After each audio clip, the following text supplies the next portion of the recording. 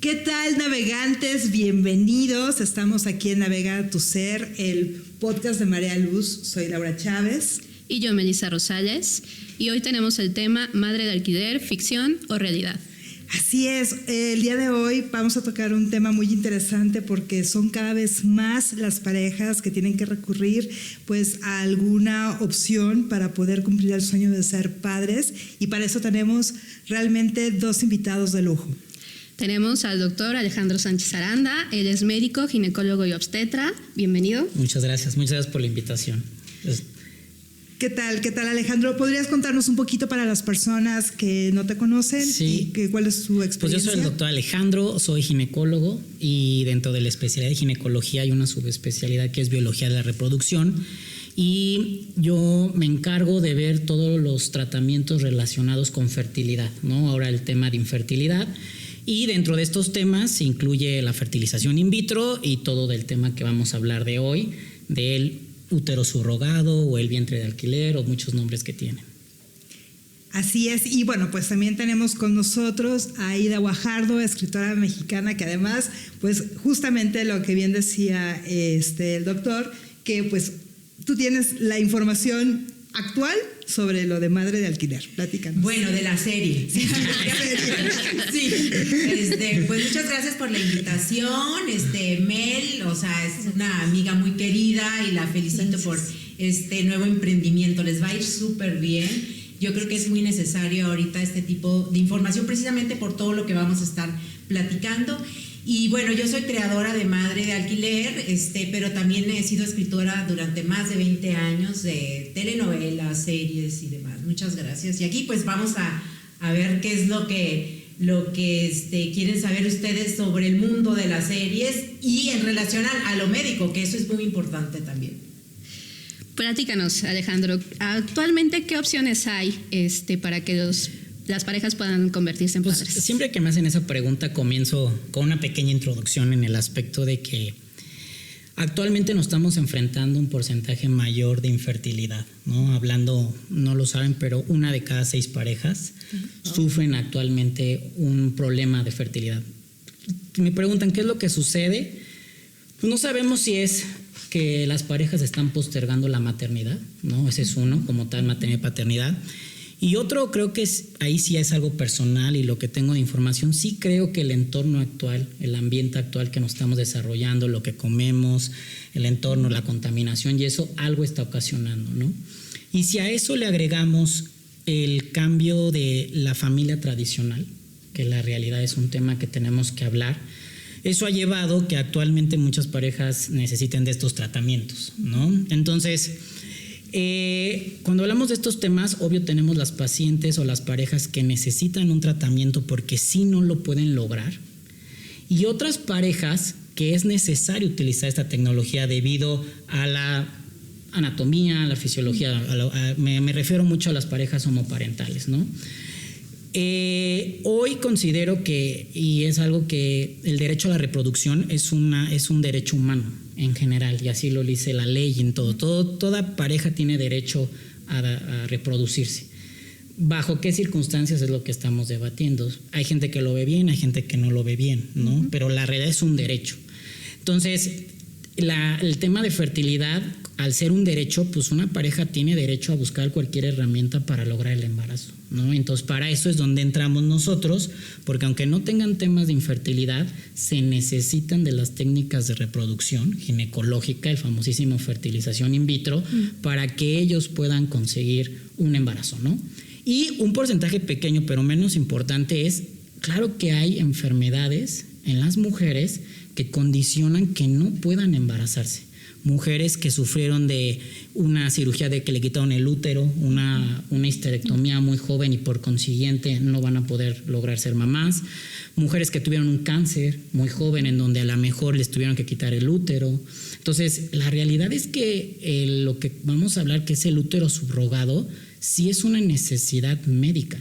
O sea, porque es un derecho, es como si alguien tuviera una enfermedad y la única forma de conseguirlo es a través de estos tratamientos. Entonces, como lo mencionas, es un tema que cada vez se habla más, cada vez se expone más en series, en películas, en libros, se comenta más en la sociedad, en los podcasts como tal.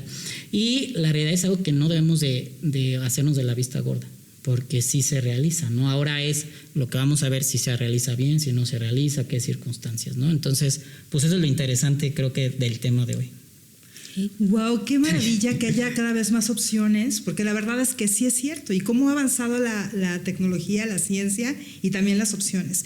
Y realmente el embarazo subrogado es una opción que muchas personas utilizan. O sea, ¿qué porcentaje o pues, cómo? Mira, de todos los, imaginemos ya de las pacientes que se someten a un tratamiento, a lo mejor será un 8 o 10%.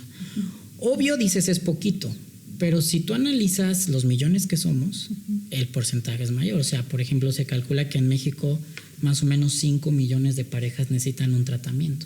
Entonces, sí es un porcentaje actual alto. O sea, la realidad no se está menospreciando. Por consiguiente, cada vez hay más agencias, más clínicas de fertilidad, o sea, más médicos que se dedican y más familias que buscan este tratamiento. Entonces, sí considero que sí va hacia la alta, ¿no? Un auge en estos tratamientos.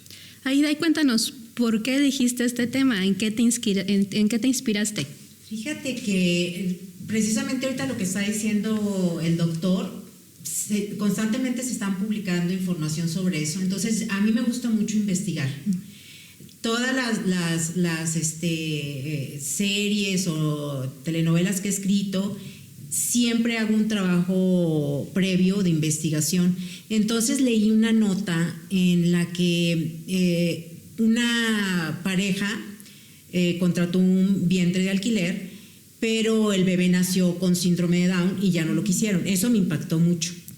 Entonces dije, bueno, tiene que ser esto motivo de una serie en ese momento es lo que pensé, porque la telenovela es un formato muy diferente que no te permite a veces abordar a profundidad ciertas cosas.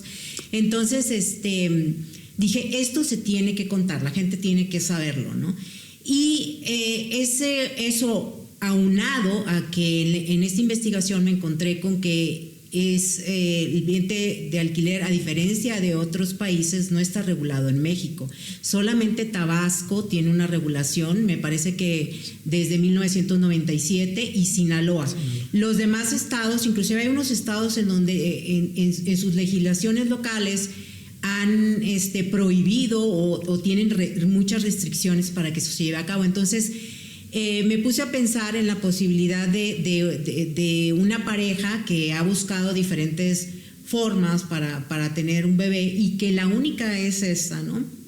Del vientre, y en un país como México, porque claro, ¿verdad? O sea, puedes irlo a hacer a Estados Unidos y allá te hacen firmar unos contratos de una cantidad de hojas que ustedes ni se imaginan, ¿no? Con una serie de cláusulas y demás, pero aquí en México es todo un tema, ¿no? Entonces a mí eso me llamó mucho la atención, y si a eso le agregamos la posibilidad de que el bebé nazca con alguna malformación o con algún problema congénito y todo eso, entonces dije, bueno, ¿qué sucede con esto, no? ¿Qué sucede no solamente con los padres que rentan un vientre sino en un país donde no hay regulación, sino además el bebé nace mal, ¿no? Y aparte, ¿qué sucede también en este caso con el vientre de alquiler, ¿no? Que creo que son como muchas cosas que a veces solamente vemos estas historias desde la perspectiva, como decía aquí nuestro médico invitado, que desde los padres que necesitan tener un hijo, pero ¿qué sucede con las madres, ¿no? Que en la mayoría de los casos quienes rentan su vientre, o sea, lo hacen por una necesidad económica. Nadie anda por la vida, ay, voy a rentar mi vientre, o sea, porque es un proceso complicado para las mujeres y demás, ¿no? O sea, entonces, ¿qué es lo que motiva y qué es lo que hay detrás de todo esto? Eso fue lo que me hizo pensar en una serie así. La realidad, lo que dice, tiene toda la razón. A ver, yo siempre he dicho que México tiene un gran potencial, y aunque no lo crean, en el ámbito médico sí somos un país de vanguardia, ¿no? El problema es que siempre México es esa parte de las no leyes, ¿no? O sea, como no hay leyes, se permite.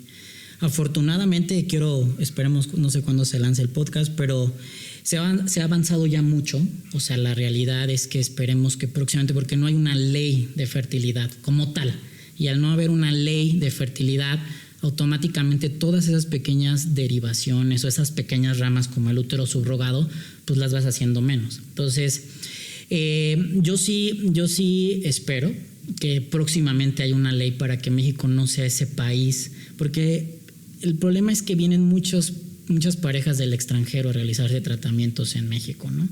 Entonces, primero es legislarlo, y una vez que lo podamos legislar, poder normatilizar o hacer normas como tal. Y lo que dice Aida es real. El problema es que las que rentan el útero subrogado, pues actualmente son mujeres que tienen una necesidad y se lucra con eso, ¿no? Esa necesidad hace que pues hagamos cosas que a lo mejor no lo necesitan. Yo siempre le he dicho, si alguien económicamente estuviera bien, yo no sé si haría este tratamiento, ¿no? Yo no sé si me prestaría esto. ¿Qué es lo que se intenta? Yo veo que ahorita lo vamos a platicar, es las agencias que llevan a estas mujeres, ¿no? Es cómo podemos protegerlas, ¿no? En la serie se habla de agencias y al final hace un show y todo eso, pero la realidad es qué podemos hacer de cuidarlas, darles un seguro, hasta una asesoría económica con el dinero, porque a lo mejor del dinero que lo utilizan pues no saben ni qué hacer o lo van a utilizar para una urgencia, ¿no? Y la realidad es no saber que con eso no podemos hacer algo más, ¿no? Entonces la realidad sí es el tema, ¿no? La realidad, ¿cómo podemos hacer que esto funcione perfecto sin caer en otra parte, ¿no? En otros países, en Estados Unidos, sí se les da una remodelación a las pacientes, a las mujeres que lo rentan. El problema es que está escrito y se sabe. En México hay agencias que lo tienen y hay agencias que no lo tienen. Y es donde está ese abanico tan amplio que nos hace pensar mil cosas. O sea, no es por atacar, o sea, si el trámite de una adopción de un hijo a nivel del gobierno es muy difícil, pues la gente busca opciones para saltarse todo eso. Y esas opciones pues nos puede llevar a ciertos problemas que no vemos. Y menciona, es real, niños abandonados en clínicas, ¿sí? Porque tuvieron alguna malformación o porque no querían o al final se pelearon los papás. Muchos hijos de estos tratamientos que son del extranjero, que ¿cómo sabemos el paradero de esos niños cuando salen de México? ¿Cómo sabes? Tenemos que tener mente hasta maquiavélica, perdón que lo diga. ¿Cómo sabemos si alguien pide un tratamiento y qué va a suceder con el resultado de estos bebés, ¿no? Entonces, obvio tiene que regularizarse para llevar un control de lo que se está haciendo en México, ¿no? Qué interesante, y porque fíjate que también yo he escuchado que incluso hasta familiares se ofrecen a hacer justamente este servicio de un embarazo subrogado. Pero hablando específicamente del personaje de Jenny, porque Jenny tiene muchos matices, ¿no? Y también está en muchos temas de racismo, de muchas cosas que también, como decían los dos a lo largo de esta charla, pues son cosas que están influyendo y afectando definitivamente todo lo que es el proceso. Cuéntanos, ¿tú conoces a una mujer como Jenny? O sea, para inspirarte en crear el personaje. Lo que pasa es que, bueno, Jenny representa a muchas mujeres en México y en el mundo que son las menos favorecidas y a las que muchas veces les toca realizar este tipo de cosas para obtener un beneficio económico, ¿no? Entonces, en nuestro país, o sea, las mujeres, si por el hecho de ser mujer ya sufres muchísima discriminación, muchísima violencia y demás, ¿no? Pero si a eso le agregas que eres indígena, bueno, eso se triplica, ¿no? Entonces, sí, muchas veces se trata en estas series como de magnificar el problema precisamente para que la gente tome conciencia. Yo sí quisiera aclarar una cosa que es muy importante. Esto es ficción, ¿no? O sea, yo trato de investigar, de decir lo médico, legal y demás con la mayor veracidad, pero influyen muchas cosas en la realización de una serie. Esto es decir, esto no es un documental. Un documental, por ejemplo, a diferencia de la ficción, pues sí, te tienes que ir a los documentos, como su nombre lo dice, y tienes una hipótesis, hay que demostrarla y todo. Una ficción no, estás contando una historia, ¿no?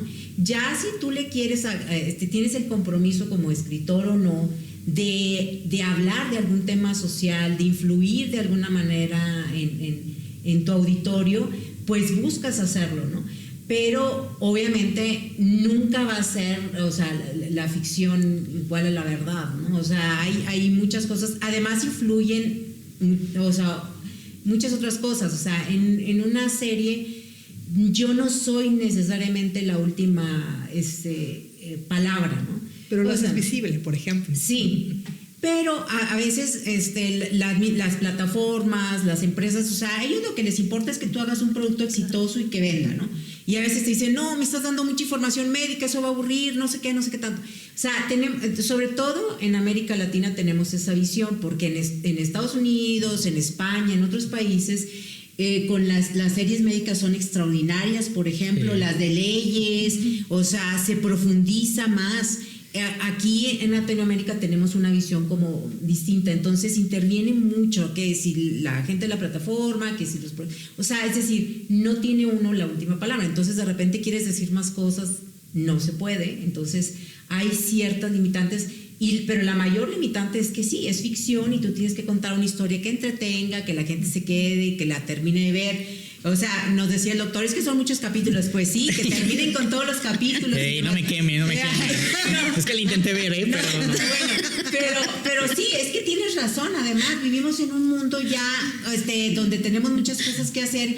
Y es tanta la oferta que dices, a ver, mejor una película. Ay, no, mejor. Y ya terminas viendo luego un cortometraje. Sí, porque aparte de 5 vi que minutos, los capítulos, ¿no?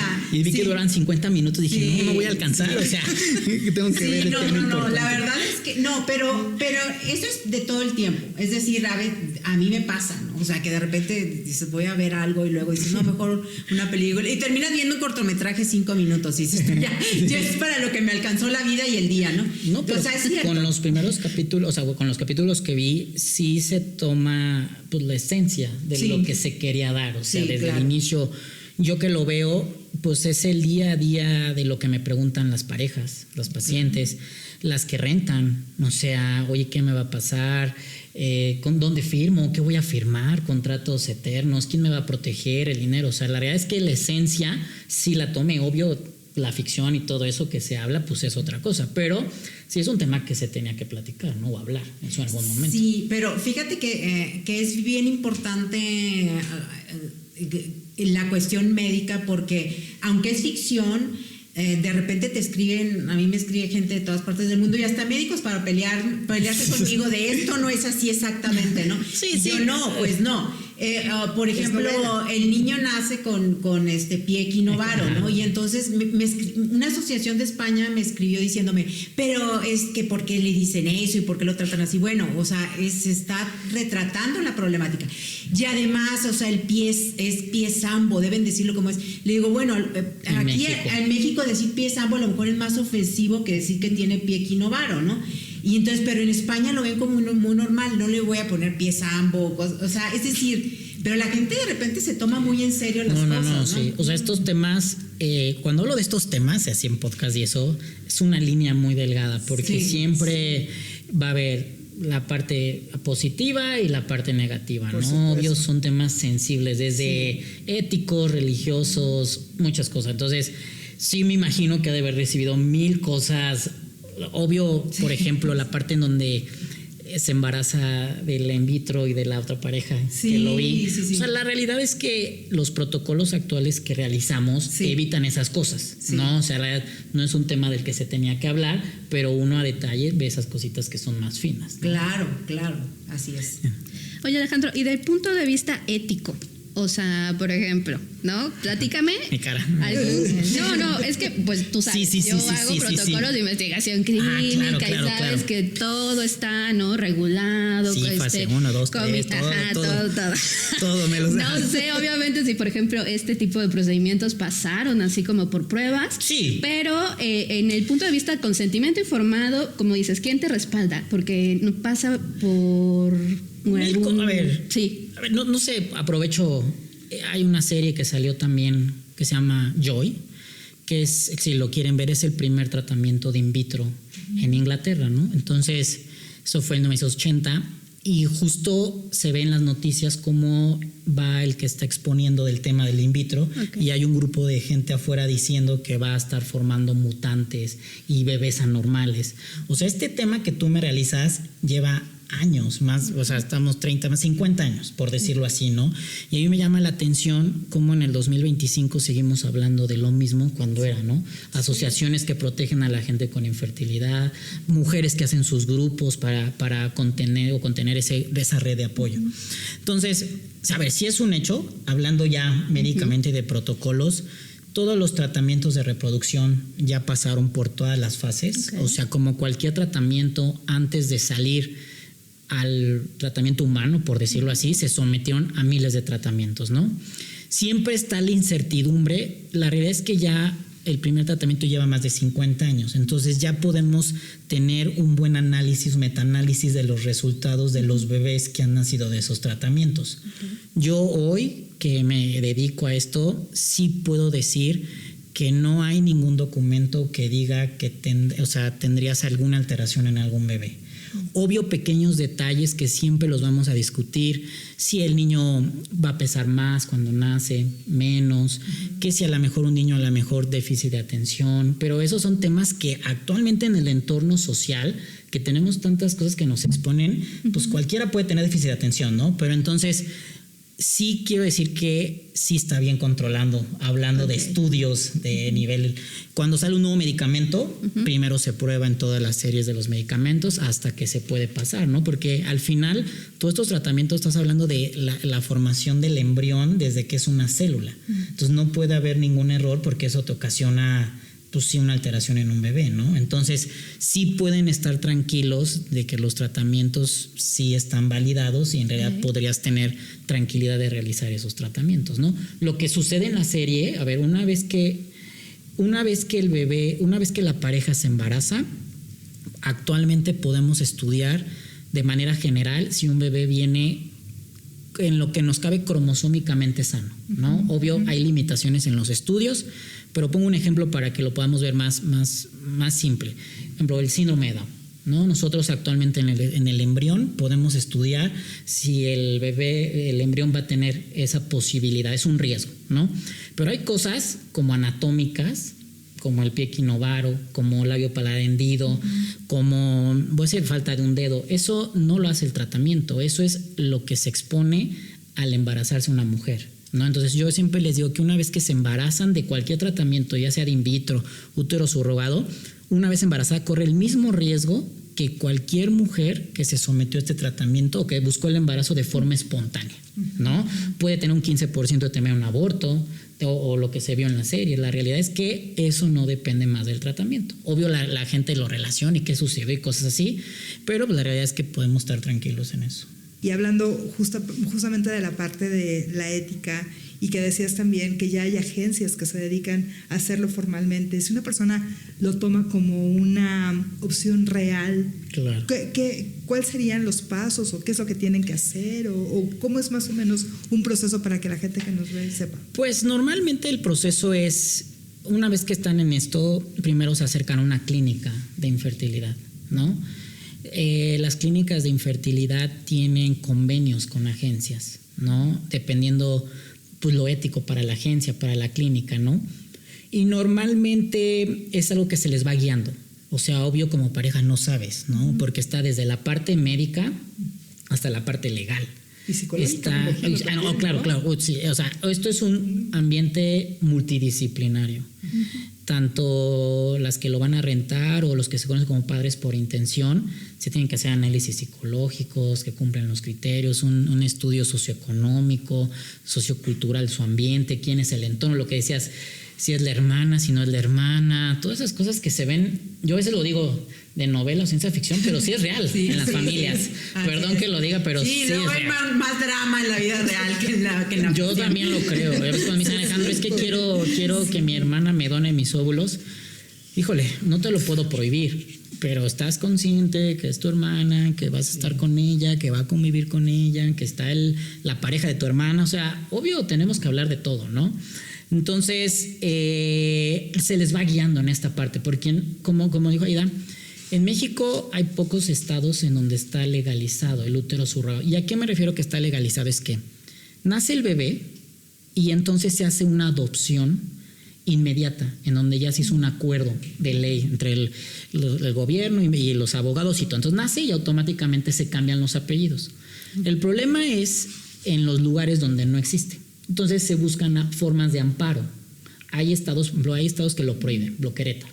Pero hay otros estados que son muy abiertos, pero es a través de amparos, de meter tus contratos, lo que se hizo y eso, y en algún momento le ganarás, pero en algún momento no. Y eso lleva meses o a veces años.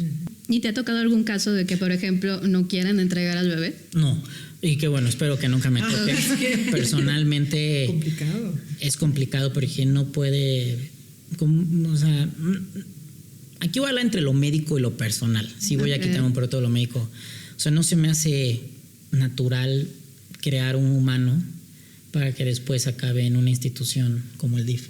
No, o sea, entonces no he tenido ese caso. Afortunadamente me he rodeado de agencias y de clínicas de fertilidad en donde tenemos ese apoyo, en donde protegemos, ¿no? O sea, a ver, he escuchado declaraciones. Vamos a poner los dos. Obvio, ha habido muchas mujeres que han rentado su útero y les ha ido muy mal, que ni quiero decir, o sea, creo que se ve en la serie, pero una discriminación inmensa, ¿no? Pero he escuchado la otra versión de gente que dice, es que, ¿por qué lo hiciste, no? Y entonces cuenta, es que yo tengo a mi hermana que nunca pudo tener hijos y esta fue mi forma de yo ayudarle, ¿no? Y hacen una conexión entre los padres por intención con las que lo rentan increíble de que les mandan fotos en donde damos una mente muy abierta. Familias que dicen, yo utilicé a alguien y cuando nace el bebé le presentan, gracias a ella estás aquí con nosotros y podemos tener una familia. O sea, las dos versiones son buenas. Obvio, me gustaría siempre escuchar la padre, ¿no? La bonita, la que es, ¿no? Y la otra, pues, que se vaya cada vez haciendo menos, ¿no? Entonces, la gente que a veces lo renta se ve con una satisfacción y una felicidad de que a lo mejor ella no lo logró, pero pudo hacer que alguien más fuera feliz. Por eso considero que esto no hay el blanco y el negro, o sea, hay un abanico muy amplio dependiendo las circunstancias de las parejas y quién lo renta, ¿no? Al final de cuentas. Ahora, yo tengo una duda, aprovechando la sapienza del doctor. Es que no, lo que pasa es que... ¿Bebé segunda temporada? No, pero sí, a mí, porque casi siempre, bueno, nos concentramos en la pareja que necesita tener o que quiere, ¿verdad? Tener, y en el vientre, pero ¿qué sucede con los bebés? O sea, ¿hay algún estudio o algo de cuáles las repercusiones, si hay alguna? Porque bueno, se dice que desde la gestación los bebés reciben estímulos y todo eso. Sí, son incipientes los estudios en ese sentido. Esa pregunta es la del millón. O sea, primero el bebé tiene derecho a saber. O sea, ¿desde cuándo empieza el derecho de un embrión? Eso, o sea, es que podemos hablar, o sea, si este tema puede ser como el del aborto. Sí. O sea, ¿cuándo empieza? Él tiene derecho de saber quién le rentó, quién no rentó. Tiene derecho de haber nacido en esas circunstancias.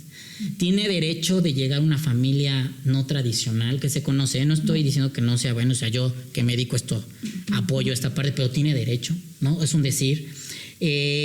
Obvio, ese crecimiento en esta nueva familia, qué repercusiones, porque puede haber estudios desde los gemelos que separan de diferentes familias y al final tienen algo que los une y al final, obvio sí, la mamá que renta el útero sí es un hecho y sabemos que no pasa la información, o sea, se ha intentado de epigenética y pequeños detalles, pero hoy sabemos que no, o sea, sí es una renta como tal, ¿no? Pero ese vínculo que se forma, nunca lo vamos a saber.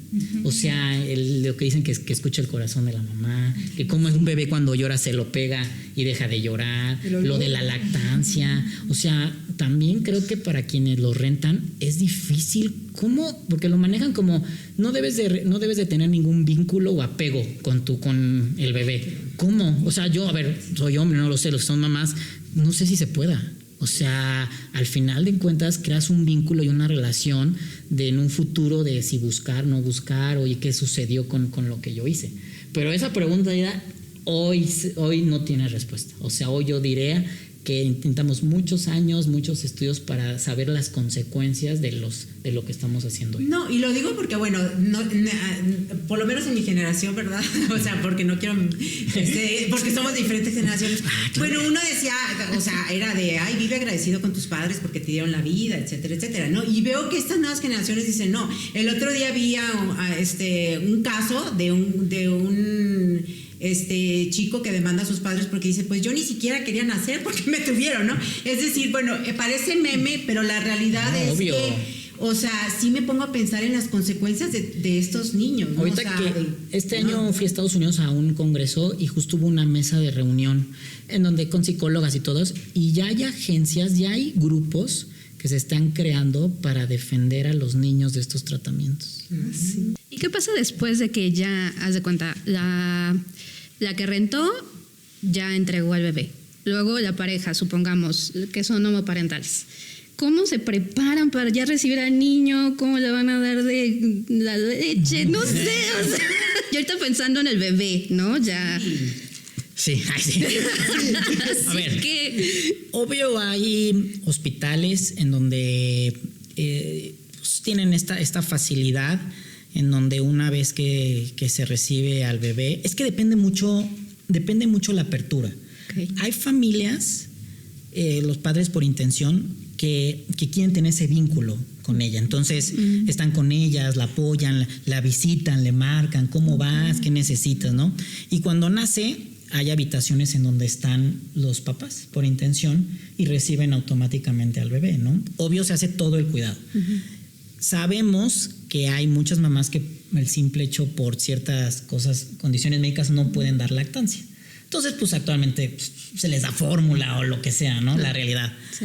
Y por otra parte, pues a la que rentó, pues se le dan medicamentos para inhibir la lactancia, ¿no? Pero sí decirles que esto es un manejo multidisciplinario. Obvio se necesita psicólogos y terapia tanto por los padres por intención como para quien rentó. O sea, no es tan sencillo, pero sí, de la noche a la mañana pues tienes a tu bebé y ahora qué hago, ¿no? O sea, pero pues sí hay estrategias. O sea, la verdad es que actualmente sí creo que pues va por buen camino. No lo sé cuánto, o sea, no creo que alcancemos el 100% de la perfección. Nos falta demasiado. O sea, sigue siendo todavía muy clandestino esta parte. Pero sí creo que en algún momento podremos mejorar esa parte. Pero lo increíble es que sí, que se le dé visibilidad, porque es algo que, bueno, todavía antes de esta plática, antes de hoy, yo realmente pensaba que sí era muy poco probable que la gente eligiera por todo el tema que hay, ¿no? Social, ético, religioso, bla, bla, bla, ¿no? Y un 10% es... El dilema más grande que se ve en la serie es la parte económica. Sí. O sea, este tratamiento, obvio lo que queremos como médicos, como al final de cuentas tenemos una voz, es que se pueda legislar para que se pueda hacer un derecho humano, por decirlo así, ¿no? Porque la vez pasada que grabé otro podcast me acribillaron por el costo, porque obvio no es para mí, o sea, obvio no es esto, pero está afuera, o sea, más de 1 millón y cacho pesos poder hacer un tratamiento de estos. No quiero generalizar, pero es un privilegio. Sí. O sea, ahora resulta que la fertilidad también, actualmente en donde estamos, es de privilegio, ¿no? O sea, obvio, en México sí hay organismos, instituciones gubernamentales en donde se pueden hacer tratamientos. Obvio sabemos que la demanda es mayor a lo que lo puede ofrecer el gobierno, pero quien pueda hacer ese tratamiento pues está fuera del alcance de todos. Entonces existe un tipo de infertilidad o fertilidad económica que es frustrante, como hay gente que no va a poder ser papás o mamás por un factor económico. Y entonces es cuando, desde mi punto de vista, tiene la misma validez una enfermedad, la que ustedes quieran, que a lo mejor decir es que tal enfermedad es mortal, yo lo sé, pero como alguien que no puede ser mamá, no sé si son mamás ustedes, pero ver el impacto de alguien cuando no puede ser mamá es igual de desgarrador que cuando alguien le dice que no puede tener o cáncer. Entonces, desde mi punto de vista es igual de válida esa parte. Y que haces lo que sea, ¿no? Muchas personas que hacen lo que sea para, por ejemplo, acceder a un embarazo in vitro, a cualquier técnica de reproducción asistida. O sea, pues sí, cualquier asesoría como tal. Entonces el útero subrogado es un tema muy amplio y obvio se ve en la serie los dos márgenes, ¿cómo decirlos? Sí. Socioeconómicos, ¿no? Al extremo, como la ciencia ficción que mencionas, como para poder representar lo que en teoría pues es lo que se hace en México, ¿no? Ah, sí. Oye, y hay otra cosa, porque bueno, ahorita estamos hablando de rentar un vientre por una necesidad, porque, o sea, no pueden tener, pero hemos escuchado también... Ay, ya sabía que ya ves la su pregunta. Pues te dije. Pero es que hay unas, o sea, he escuchado de actrices, sobre todo, personas públicas, por no decir nada más actrices, ¿verdad? Para no, pero bueno. Todos cuidándonos de qué decir, ¿no? Todo así, sí, ¿no? esto está o sea, muy... pero que dicen, no, yo ya no quiero volver a pasar por eso, entonces mejor rento un vientre, ¿no? O también el caso de otras personas ya muy grandes de edad que dicen, no, pues yo ya no puedo, entonces también eso, ¿no? O sea, porque no todo es así de que hay, o sea, igual la mayoría sí, pero ahorita ya se está volviendo también como un caso de moda, así, inclusive de mujeres que dicen, ay, no quiero perder mi figura, ¿no? O sea, con toda esta... Sí. Es que esa... tampoco no. No, la verdad, no, pero sí. Sí, a ver, obvio sabemos que existe, obvio... Una vez yo cuestioné esta parte y alguien decía... Es que si una mujer vive de su físico porque es modelo o lo vende o lo que sea y sabe que después de esto va a perder, pues no sé, su imagen o sabemos que el físico no es lo mejor, o sea, no estoy diciendo, pero me dicen tiene el mismo derecho, ¿no? O sea, yo le digo, ok, estoy de acuerdo, pero el problema es que siempre mientras no pongas en riesgo a otra persona puedes hacer, y de ahí parte la serie hacer. Todo va a partir en el momento en donde podamos cuidar a las que rentan su útero. De ahí parte. Pregunta para Aida. En lo que hiciste de investigación, ¿cómo es este proceso? Bueno, encontraron a Jenny, pero ¿cómo le encontraron más? Es como... Hay clínicas donde van y donan espermas, ¿no? Sí. Entonces, ¿hay una lista, ¿no? Donde hay personas que quieren rentar su útero. ¿O cómo es? ¿O cómo las encuentran? Ah, bueno, ahí, o sea, en la historia dices tú que cómo encontraron Sí, yo sé que es la ficción y todas estas cosas, pero en tu investigación, o sea, ¿qué viste? Que es como llegan estas personas a la vida de los que quieren ser papás. Ah, bueno, mira, es como se usaba en los tiempos, yo creo, de nuestros abuelos y papás, ¿no? A veces crees que se van quién sabe a dónde a buscar, pero no, muchas veces es en el círculo cercano, alguien que conoce a otra persona, o por ejemplo, digo, porque nuestras familias están, siempre lo hemos platicado, llenas de secretos, ¿no? De las cosas que no se dicen, y que la abuelita que no sé qué, y no sé qué, y de repente no sabemos si hasta uno fue adoptado, ¿me entiendes? La basura. No, bueno, ya de repente eres bien diferente a tus hermanos y dices, creo que como que aquí algo raro pasó, ¿no? Pero a veces había eso, o sea, que por ejemplo, en el tiempo de nuestras abuelas era de que salió embarazada, no. O sea, va a ser la señorita de la casa, entonces nos vamos a hacer cargo del hijo, vamos a decir que es el hijo de no sé quién. Bueno, más o menos así todavía se sigue usando. Okay. Claro, como dice Alejandro, ya hay agencias donde puedes ir y todo eso. Pero si no está regulado, bueno, él lo acaba también de comentar, ¿no? Muchas veces está hasta la mamá que se presta, que dice, bueno, o sea, y dices tú, ¿cómo? Mi mamá embarazada de mi hijo, o sea, se ven cosas muy extrañas, ¿no? Pero todo empieza como en el círculo cercano y como cuando de repente dices, ¿no? Ahorita ya antes se preguntaba de manera más directa, pero hoy hasta se publica. Al rato no dudes que lo andarán publicando en el Facebook, pero dices, no, ya se hace. Alguien conoce a no sé quién, ¿no? Entonces, a ver, lo dices en tu círculo cercano y entonces te van diciendo, no, fulano, perengano, no sé qué. Y por ejemplo, también decía Alejandro, no toda la gente va por ejemplo, adoptar un niño por la vía legal. No.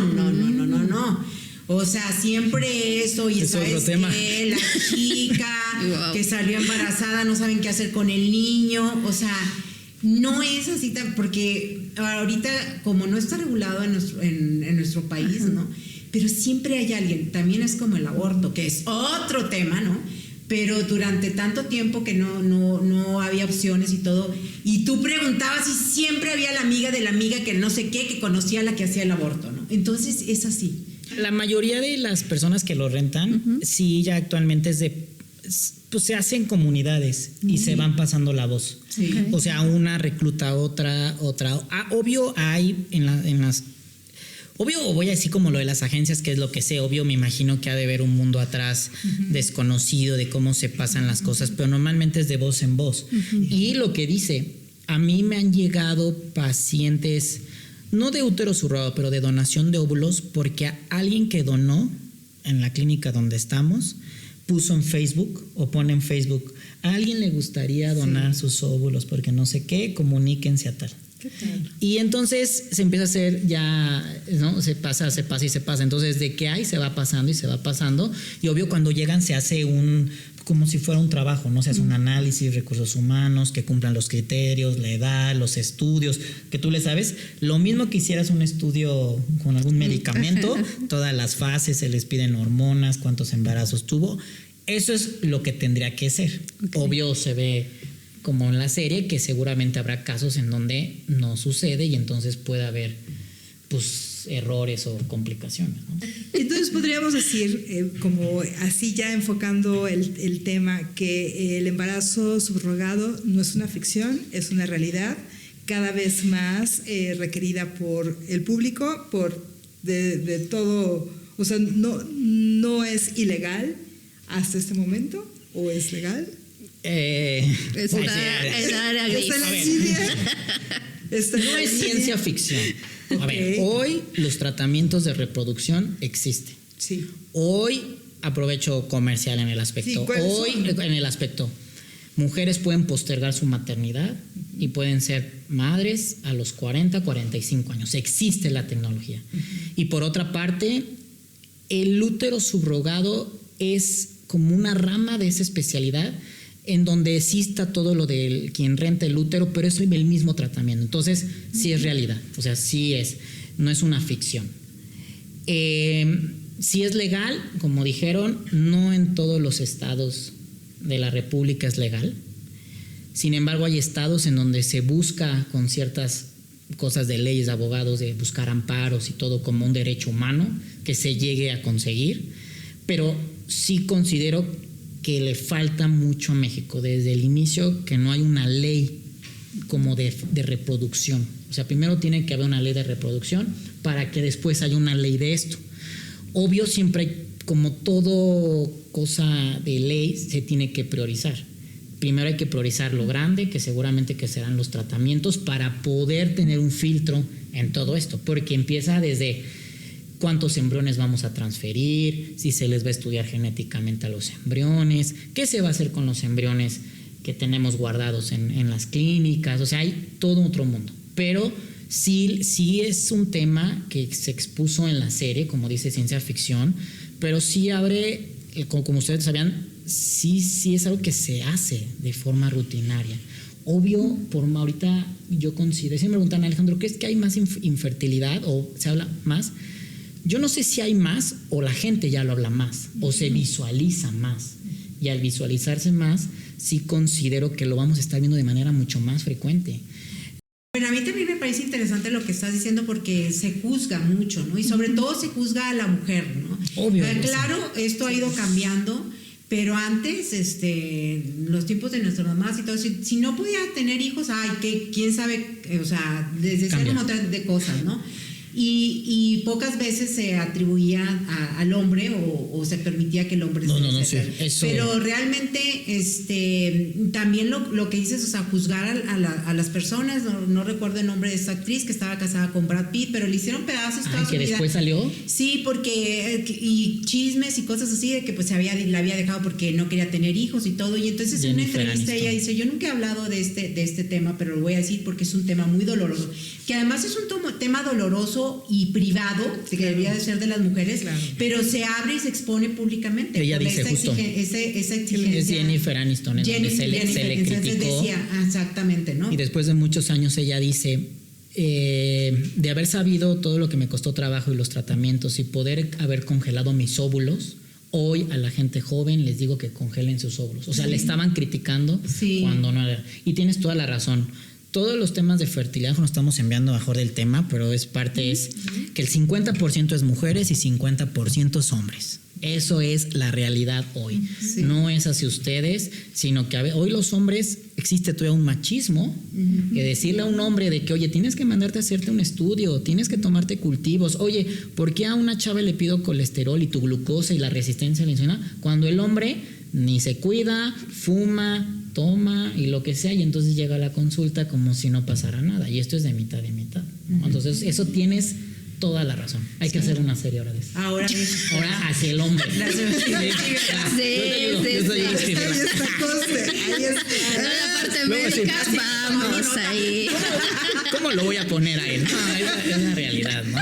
Oye, qué padre tener la oportunidad de platicar de esto, ¿sabes? Porque son temas tabú que la realidad es que son muy humanos, ¿no? Porque toda la gente tenemos esos justo, o sea, no sabes la historia de cada persona, no sabes lo que atraviesa cada persona, y el saber que tienes acceso a este tipo de alternativas y que por supuesto todo, es que cualquier opción que tú elijas siempre va a estar en la mira de saber si es correcto o no es correcto, pero es qué es lo que te da paz.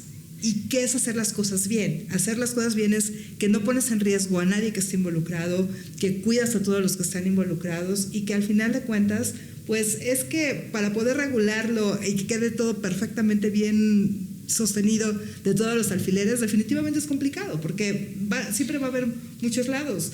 Sí. Pero mientras uno lo haga con las personas correctas, con personas que tienen la experiencia como tú, Alejandro, con toda la experiencia que llevas trabajando esta parte médica, pero también humana, y que, bueno, te asesores bien, estés bien, pues es una opción.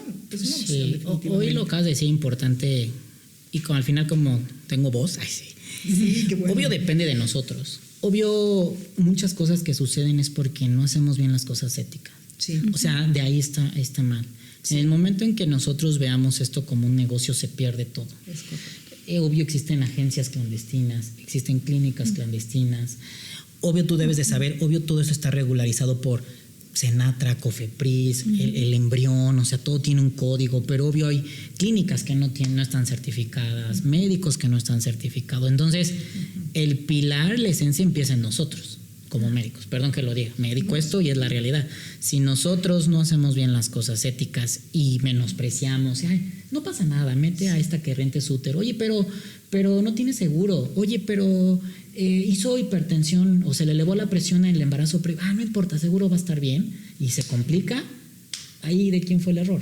No, la realidad es que muchas de ellas están pecando por nosotros mismos, que no estamos haciendo bien las cosas. Entonces, obvio, quien debe de empezar con estos principios es todo lo que regulariza al médico, la parte de salud, las farmacéuticas, todo lo que haga que las cosas funcionen bien. Ya para concluir, no sé si el tiempo es como estemos, pero por ejemplo, si tú tienes dos parejas homoparentales mujeres, nosotros le podemos realizar una técnica que se llama ropa, en donde agarro un óvulo de ella, ¿sí?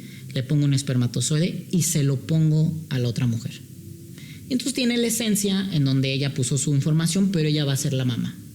Y entonces ese es un tratamiento muy común actualmente en la gente homoparental cuando son mujeres, ¿no? El problema, por ejemplo, los hombres. El hombre no puede. O sea, eso es a lo que voy, no lo ven. Pero un hombre, por ejemplo, puede llegar conmigo una mujer, quiero ser mamá, compro unos espermatozoides, le formo un embrión y se lo paso. Ella llega al hospital normal, como mamá soltera, da sus datos y nace el bebé a su nombre. El hombre no puede. Lo que acabas de decir, pero podría, ¿no? Entonces, si tiene una hermana y le dice, oye, dóname, qué retorcida yo. Ya está tomando notas. Yo no veo que está tomando notas. Casos de la vida real.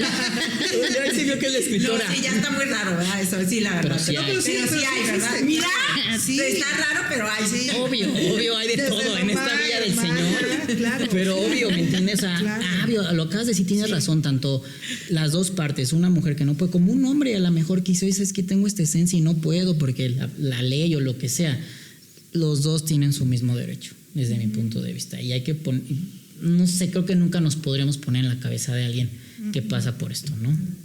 Entonces, yo creo que por tantas cuestiones es difícil la legislación, ¿no? Porque además Obvio. primero debe haber una ley de reproducción, ¿no? O sea, y creo que no sé si hay o no hay, o se la saltaron y se fueron directamente a tratar de regular lo de la subrogación de vientre, y en realidad pues necesitan... El no sé. problema es que como el útero subrogado, como también ha habido mucha desigualdad con las que lo rentan, se trató de, obvio se quiere hacer algo con ella, una ley, pero desde atrás tiene que haber otra ley que sustenta esta. Entonces, lo que se está haciendo actualmente es primero crear una ley que espero está en la Cámara de Diputados, espero que pueda pasar, y después de ahí salir la del útero subrogado, ¿no? Y de ahí ya todo. Pero sí tiene que ir en parejo. Pero tienes toda la razón, o sea, hay tantos temas que también hacer una ley tan específica de esto, y como va avanzando hay que tener mucho cuidado, porque también si no nosotros mismos nos vamos a restringir en nuestros propios tratamientos. Y como les dije al inicio, México está en la vanguardia. O sea, aunque no crean, es porque México es muy abierto. O sea, aunque no lo crean, no es tan conservador como otros países. Somos más abiertos que muchos países de Europa, ¿no? En Europa hay muchos tratamientos que no se pueden realizar y México es muy abierto. Entonces, pues, tenemos que unir todos estos cabos para poder hacer algo perfecto. Estaría increíble. Tu mensaje final sobre esto después de... A ver, cambió un poquito la perspectiva que tenías después de esta charla. Más que cambiar, o sea, yo creo que me voy como con mayor información de la que tenía antes. Y yo creo que lo importante para mí, y lo dijo Alejandro, es el respeto, ¿no? O sea, respetar las decisiones de las personas, pero respetar también todo el proceso, ir con las... y si partes del respeto, tendrías que ir precisamente a una clínica, a un lugar con expertos, con gente, ¿no? Para que todo se hiciera de una manera regular, sin afectar los derechos de absolutamente nadie. Y en cuanto al trabajo que yo realizo, nada más decirle a la gente, ahí está la cámara, decirle que lo que escribimos es ficción, por muy parecido, a veces tratamos de que sea lo más realista posible, pero sigue siendo ficción. Entonces, si eso a ustedes les abre la curiosidad como para ir a investigar también, pues hay que irse a las fuentes, porque ahorita todo nos vamos al internet, todo lo queremos buscar, y no todas las fuentes en el internet son confiables, ¿no? Pero sí investigar y no pensar que todo lo que se está diciendo en una serie pues es real, ¿no? O sea, se trata, pero no es. Si ustedes ven un documental, es diferente, tiene un punto de vista del cineasta o del realizador, pero se basa en documentos y en cosas comprobables, ¿no? En las series tratamos de contar simplemente una historia, o sea, con más o menor verdad, pero que sepan que es ficción, y que la idea es siempre pues el entretenimiento de las personas, y si se puede en un momento dado dejarles un poquito de información, eso es fantástico, ¿no? Ese sería mi mensaje. Oye, qué mala era la suegra. Ay, sí, muy mala, lo odiamos. Esa era parte de la... Yo ahí no me quiero meter porque tenía su farmacéutica y sí, por eso mejor. No, bueno, pero también volvemos a lo mismo, Mel, o sea, es ficción. Sabemos que la cuestión y los procedimientos de las farmacéuticas ya han cambiado mucho, son diferentes, son cosas confiables y todo eso. Lo que pasa es que tiene uno que poner un villano, entiéndalo. Claro, ¿no? claro, pero, por eso. Pero realmente los protocolos Villano, y todo... el amor, claro, o sea, no puede faltar. romances. Pero la realidad es que los protocolos, y eso también lo investigué, o sea... tienen muchas regulaciones, son muy confiables, ayudan a mucha gente. Tal vez sería mi mensaje también decirles al público eso. Por eso repito, es ficción, no se crean todo. Realmente ahorita los protocolos están muy controlados, ayudan a bastantes personas. A mí me tocó en un evento que hubo precisamente aquí, una persona con artritis, y como decía ella, todo lo que le ha ayudado a venir y estar en un protocolo. Entonces, no, o sea, creo que siempre hay que estar a favor de la ciencia, ¿no? Sí. Oye, platícales de tu clínica que abriste en Mérida. Ay, fue comercial. Porque vamos a poner los datos a los porque para ella vive en Mérida. ¿Sí? Sí. Pues sí, acabo justo, mi esposa es de Mérida y entonces acabamos de abrir una clínica de fertilidad en Mérida, porque aprovecho que nos dimos cuenta, yo no estoy a favor, no entiendo cómo la gente tiene que trasladarse de otros estados a la Ciudad de México para recibir el mejor tratamiento. Eso me sigue causando mucha enojo. Entonces tuvimos la oportunidad y les puedo asegurar que esta clínica en Mérida, que se llama Nela, aprovecho, va a ofrecer de los tratamientos más exitosos, con la mayor tecnología, lo que mencionas, en un sector del suroeste, toda esa parte de Yucatán. Entonces, cualquier cosa que necesiten, ahí les podemos ayudar. Pues vamos a poner los datos para que la gente pueda, de verdad, Mel, qué de lujo fueron estos invitados, ¿no? La muy, verdad muy felices. Que muchas gracias. No, gracias a ustedes por la invitación, a ustedes por este podcast, y Aida, gracias por tocar este tema. Que la verdad hace ruido, y el ruido nos ayuda a que hablemos el día de hoy. No, pues gracias a ti también por participar en este tipo de programas, porque amplía la información de toda la gente, ¿no? Muchas gracias. Gracias. Pues bueno, Mel, ya nos vamos, ¿no? Nos despedimos, Melissa, Laura Chávez, y nos escuchamos y nos vemos en la próxima.